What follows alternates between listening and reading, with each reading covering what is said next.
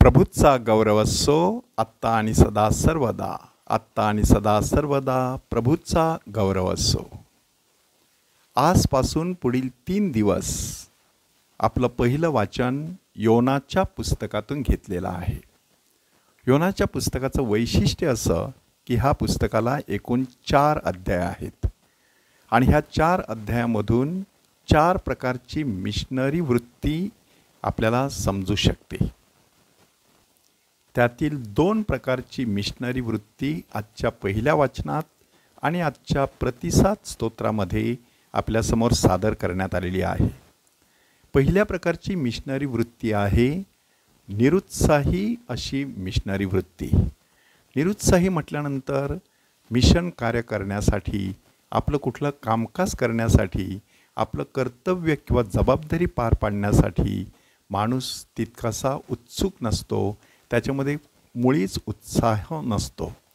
आणि हे योनाच्या पहिल्या प्रकरणामधून आपल्याला स्पष्टपणे दिसून येते.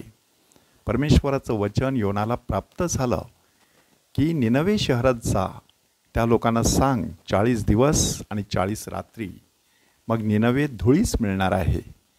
आणि ही बातमी ऐकल्यानंतर योना खूप विचार करू लागला की हा परक्यांचा देश आहे, मोठा देश आहे, निनवे तर त्याची राजधानी आहे. अशा ठिकाणी जायचं आणि त्यांना सांगायचं की 40 दिवस आणि 40 रात्री एवढाच अवधी तुमच्या हातात आहे, लवकरच तुमचा नाश होणार आहे. आपल्या गावात जर एखादा असा माणूस आला आणि त्याने सांगितलं की 30-40 दिवसात तुमचं संपूर्ण गाव धुळीस मिळणार आहे, तर आपण त्याला वेड्यात काढू, आपण कदाचित त्याला शिक्षा करू. परंतु अशाच प्रकारची बातमी घेऊन जाण्यासाठी परमेश्वराने योनाला निवडलेलं होतं. परंतु योना त्याबाबतीत फारसा उत्सुक नव्हता. म्हणून निनवेच्या दिशेने जाण्याऐवजी त्याच्या विरुद्ध दिशेने तार्शीस येथे जाणारं जहाज त्याने पकडलं. म्हणजे ही आहे पळवाट, की परिस्थितीला तोंड द्यायचं नसलं की माणूस पळवाट शोधतो. त्याच्यानंतर तो जाऊन झोपला त्या जहाजाच्या तळाशी. ह्याचा अर्थ मरगळ. उत्साह नसला की माणसाला मरगळ येत असते. तशा प्रकारची मरगळ त्याच्या जीवनात जणू काही आलेली. आणि तिसऱ्या टप्प्यामध्ये त्याला समुद्रामध्ये फेकून देण्यात आलं.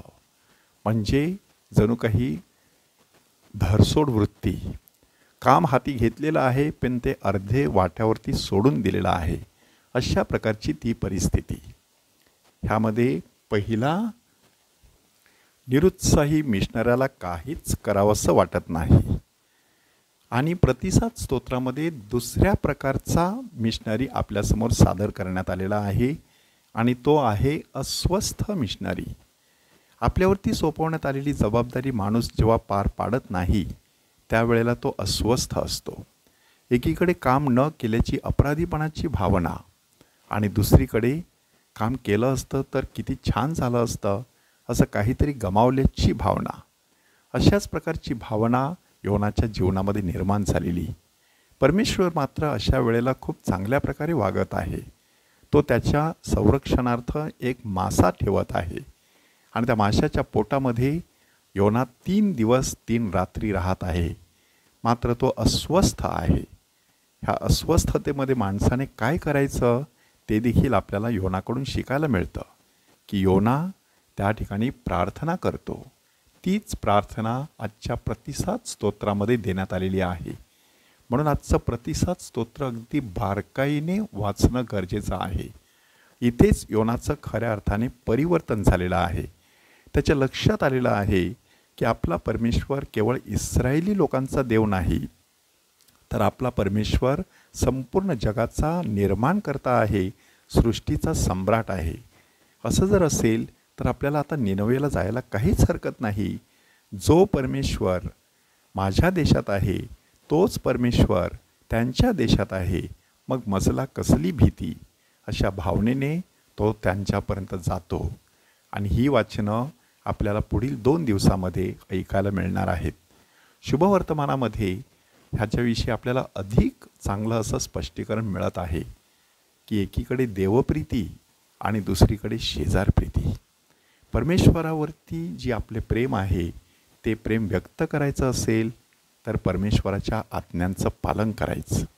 शेजाऱ्यांवरती प्रेम व्यक्त करायचं असेल तर त्यासाठी शेजाऱ्यांना काही विकृतींविषयी सावध करायचं, की जर तुमच्या जीवनात असंच तुम्ही जगत राहिलात तर नक्कीच आपला विनाश अटळ आहे. म्हणून आपल्याला परमेश्वरावरती प्रेम करायचं आहे, शेजाऱ्यांवरती सुद्धा प्रेम करायचं आहे. त्यासाठी एक निस्वार्थी वृत्ती लागते.